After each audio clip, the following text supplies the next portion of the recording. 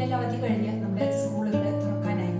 അപ്പോൾ തുറന്ന ആദ്യത്തെ 2 ആഴ്ച കാലം ജനറൽ അവയർനെസ് ആണ് കുട്ടികൾക്ക് കൊടുക്കുന്നത്. വളരെ നല്ലൊരു തീരുമാനമാണ്. പക്ഷേ അതുകൊണ്ട് മാത്രം നമ്മുടെ കുട്ടികൾ തെറ്റ് ചെയ്യില്ല എന്ന് പാരന്റ്സ് വിചാരിക്കാൻ പാടില്ല.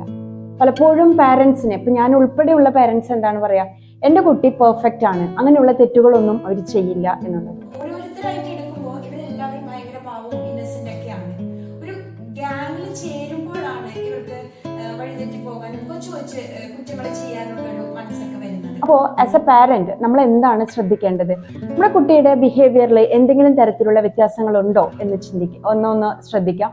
അതുപോലെ അവർക്ക് ഒരുപാട് ക്ഷീണമുണ്ടോ, അവരുടെ ബാഗും കാര്യങ്ങളൊക്കെ ഒന്ന് ഇടയ്ക്ക് ചെക്ക് ചെയ്ത് നോക്കിക്കോളൂ. ഇപ്പം യൂണിഫോം ഒക്കെ മാറ്റിയിടുമ്പോൾ അതിന്റെ പോക്കറ്റ് ഒക്കെ ഉണ്ടെങ്കിൽ അതൊന്ന് ചെക്ക് ചെയ്യാം.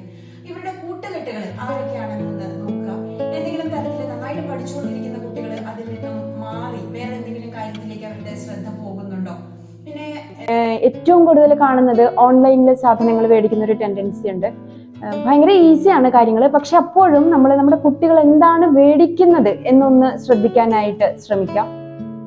പിന്നെ അവർക്ക് കൂടുതലായിട്ട് ക്ഷീണം കാണുന്നുണ്ട്, പഠിക്കാനായിട്ടുള്ള ഇൻട്രസ്റ്റ് കാണിക്കുന്നില്ല, ദേഷ്യം വരുന്നുണ്ട്, അല്ലെങ്കിൽ പെട്ടെന്ന് അവരുടെ ബോഡി വെയിറ്റിൽ വ്യത്യാസം വരുന്നുണ്ട്, നമ്മളോട് കള്ളം പറയുകയാണെന്ന് നമുക്ക് മനസ്സിലാവുന്നു, കാശിന് ഇടയ്ക്കിടയ്ക്ക് ആവശ്യപ്പെടുന്നു, ഇങ്ങനെയുള്ള എന്തെങ്കിലും കാര്യങ്ങളൊക്കെ ഉണ്ടെങ്കിൽ അടുത്തൊരാളോട് പറഞ്ഞാൽ എന്റെ കുട്ടിയെ എങ്ങനെ അവർ കണക്കാക്കും ചിന്തിക്കാതെ എത്രയും പെട്ടെന്ന് തന്നെ പല കാരണങ്ങൾ കൊണ്ട് ഇങ്ങനെയുള്ള ബിഹേവിയറൽ ചേഞ്ചസ് കാണിക്കാം. അപ്പൊ അതൊക്കെ അപ്പപ്പോ തന്നെ കറക്റ്റ് ചെയ്യാനായിട്ട് ശ്രമിക്കുക. ഒരു ചെറിയ തെറ്റിനെ എടുത്ത് കാട്ടിയിട്ട് നമ്മുടെ കുട്ടിക്ക് വിഷമാവോ, നമ്മൾ മോശക്കാരാവോ, ടീച്ചർ എന്ത് വിചാരിക്കും, മറ്റു ഫ്രണ്ട്സ് എന്ത് വിചാരിക്കും എന്ന് വിചാരിച്ച് മാറ്റി വെച്ച് കഴിഞ്ഞാൽ വലിയ തെറ്റിലേക്ക് അവർ പോകാനായിട്ട് ഉള്ളൊരു സാധ്യതയുണ്ട്. അപ്പോൾ ഒരു കുട്ടിയെ നേർവഴിക്ക് നയിക്കുക എന്നുള്ളത് അധ്യാപകരുടെയും അല്ലെങ്കിൽ സംസ്ഥാന ഗവൺമെന്റിന്റെയോ മാത്രം ഉത്തരവാദിത്വമല്ല. പലപ്പോഴും പ്രശ്നങ്ങൾ വരുമ്പോൾ നമ്മൾ ഇവരുടെ മേലാണ് പഴിച്ചാരാറ്. ഓരോരുത്തരും നമ്മുടെ കുട്ടിയെ ശ്രദ്ധിക്കുകയും നമ്മുടെ കുട്ടി പെർഫെക്റ്റ് ആണ് എന്നിരുന്നാൽ പോലും നമ്മൾ അവരെ കൃത്യമായിട്ട് മോണിറ്റർ ചെയ്യാനായിട്ട് ഒന്ന്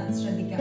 ആരും തെറ്റിലേക്ക് വേണമെന്ന് വെച്ച് വിചാരിച്ച് വീണു പോകുന്നതെന്ന് എന്തെങ്കിലും സാഹചര്യങ്ങൾ കൊണ്ട് അവരതിലേക്ക് എത്തിപ്പെടുന്നതായിരിക്കും. അപ്പോൾ അത്തരം സാഹചര്യങ്ങളൊക്കെ ഒഴിവാക്കി കുട്ടികൾക്ക് വീടുകളിൽ അത്രയും ഹെൽത്തി ആയിട്ടുള്ള ഒരു അറ്റ്മോസ്ഫിയർ, പരസ്പരം സംസാരിക്കാനുള്ള ഒരു അവസരം കൊടുക്കുക. അതുപോലെ എന്താ പറയാ, വീട്ടില് ബഹളം നിങ്ങൾക്കിനി തല്ലുണ്ടാക്കിയേ പറ്റൂന്നാണെങ്കിൽ കുട്ടികളുടെ സാന്നിധ്യത്തിൽ അത് ചെയ്യാതിരിക്കുക.